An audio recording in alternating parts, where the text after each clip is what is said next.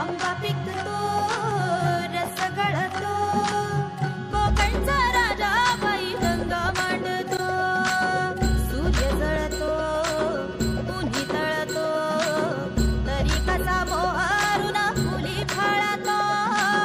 शिवाराचा जीवा कसा परिमळतो